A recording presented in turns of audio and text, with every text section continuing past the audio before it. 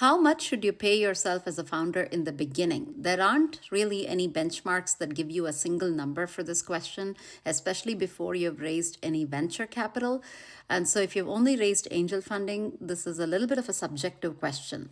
But there is a fairly straightforward framework you can apply to think about all this. In the earliest of stages, how much you should pay yourself should be a function of what you need in order to lead an otherwise stress free lifestyle or a fairly stress free lifestyle, which means that you don't want to have financial struggles in addition to the stress of running a startup. And so, whatever you need to ensure that that doesn't happen is how much you should think about getting paid. Obviously, that varies from person to person, depends on whether you're single, you're married, you have kids, you have other dependents, you have a medical condition, things like that. So, those need to go into the equation to determine what is the minimum you need to make in order to have a relatively stress free financial side of life. That, along with any other expenses you have in terms of paying the team, infrastructure costs, etc., should determine how much money you should actually be raising. The minute you decide not to bootstrap and you're going to take money from somebody else, whether it's angels or pre-seed, etc., you need to do the responsible thing and shoot for having at least a 12 to 18 month runway. It takes at least 12 months to make sure you develop the product and then have enough time to find that early traction.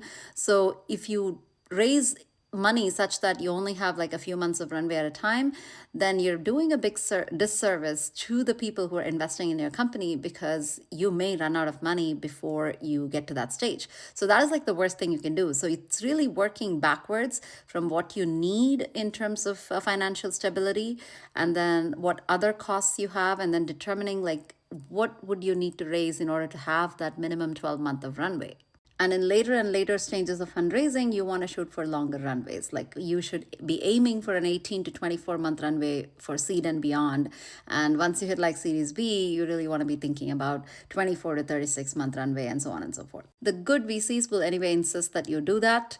It's only in the early stages where angel investors are involved who may not be asking these questions. You should do the responsible thing as a founder and look for it anyway, because otherwise you're putting their money in jeopardy.